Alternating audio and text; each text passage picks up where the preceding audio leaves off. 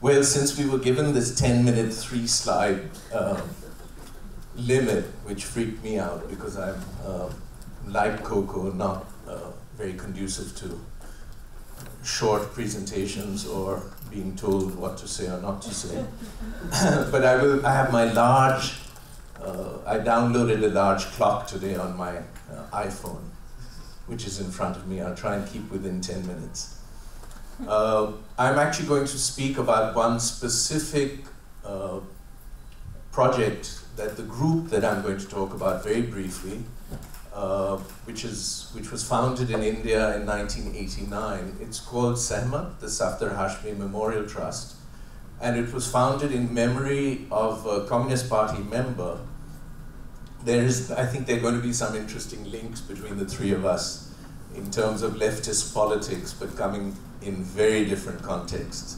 In India, it's a completely democratic context. Safdar was a street theater artist. His group was part of the Communist Party, and they were performing plays.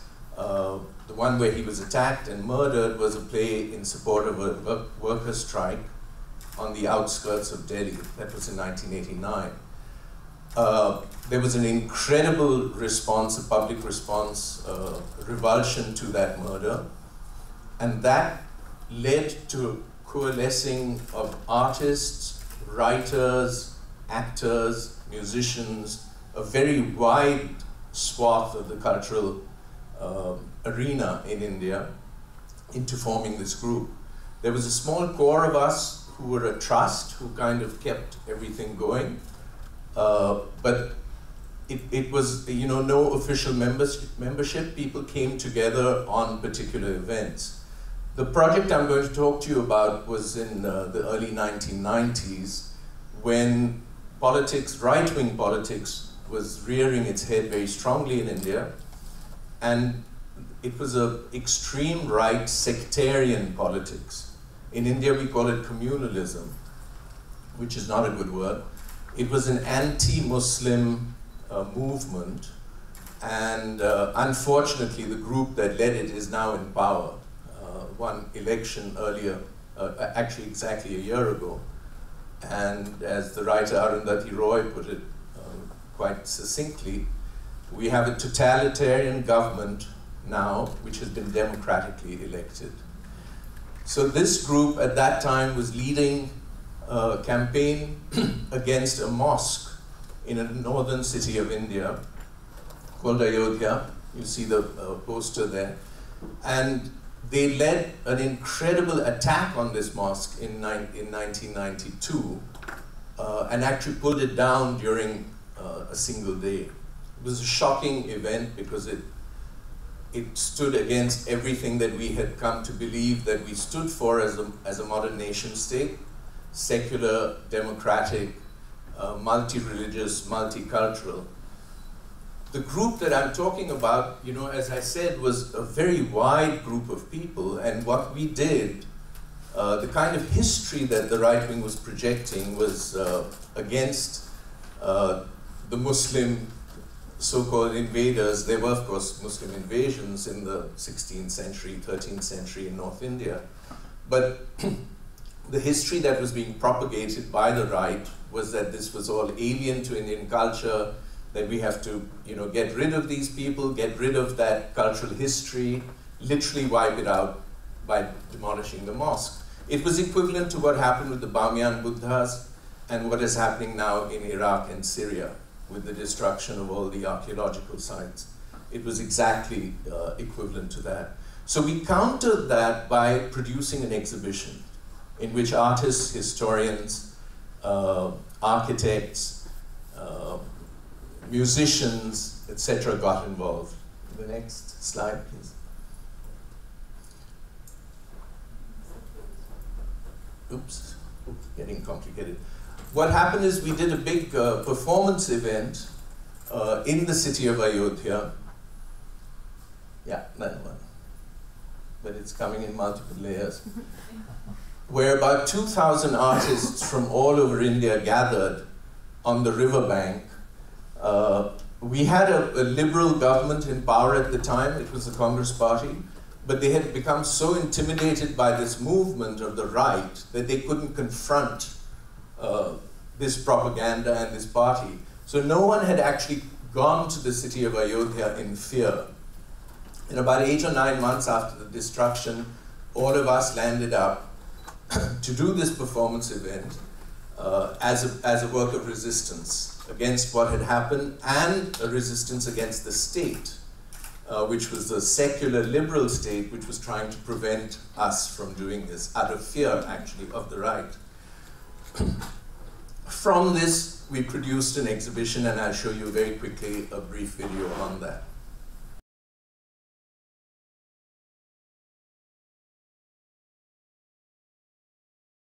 Safdar was an amazingly inspiring guy, very unusual for someone who was a member of the Communist Party, because most have been very doctrinaire.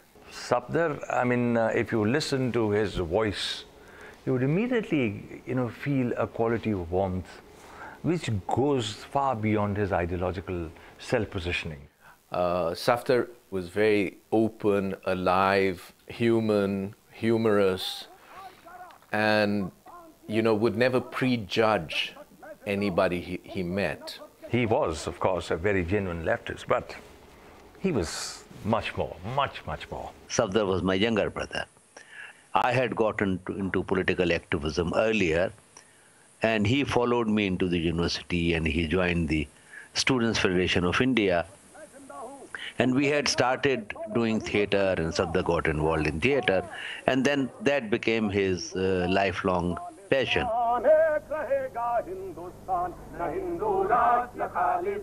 Safdar Hashmi had been performing with Janam, his theatre group, in support of a labor strike on the outskirts of Delhi, outside a closed factory.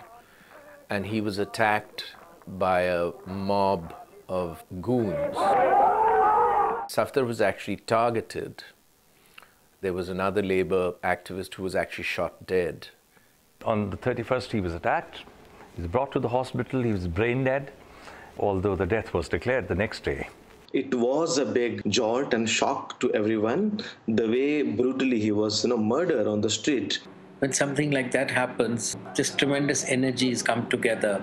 The reaction to this awfully violent incident, and the fact that it was an actor and a creative person, really brought all kinds of people out in solidarity and in protest.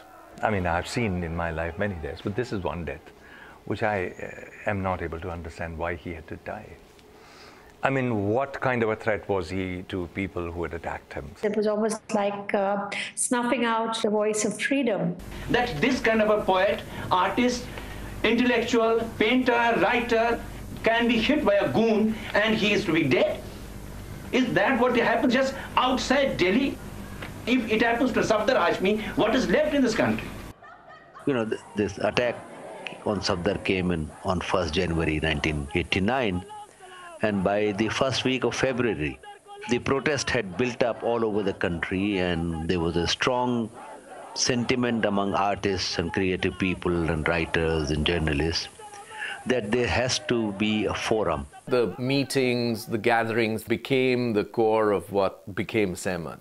And it was all happening very concurrently and without any plan. Where a number of people spoke about need to have some kind of association or some forum so that we can fight in a concerted manner, that people could join hands and take action. Sahmat rounded up that idea and became the focal point, really, where artists felt somewhat secure. The name Sahmat came up pretty early and was an acronym for the Safdar Hashmi Memorial Trust. But in Urdu or in Hindustani, the word Sahmat also means togetherness. It's a little difficult to translate, but it has a positive connotation of being in agreement. So there was a great sense of camaraderie. Amongst us, there was also the ideology of the left. We decided to set it up as an independent organization run by artists, which actually has been the saving grace, because we're not under any political diktat. Our work then actually becomes that moment which signals the shift from conventional painting and sculpture to having a more radical political content. And what we see today, I think that we've kind of created that foundation, that base. There was never a negativism about Safdar's killing, and I don't know how it happened, but partly I think that was Safdar's own spirit. He was a very, very positive person. So in some strange way it translated into, the core spirit of the group, which has continued.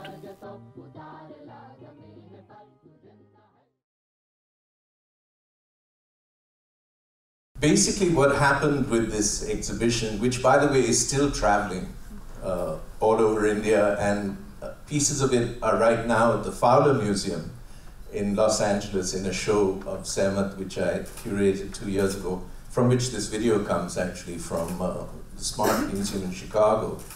But what happened with this exhibition is it was something that actually had a national impact in India. It impacted national politics. We were under threat for being arrested over those 8 years that the court case took until we won the case in court. So this was a case where an exhibition mounted by the intellectual and artistic community of India actually entered that space of religious politics, sectarian politics, and national politics, and really shook the scene on a big level. Thanks.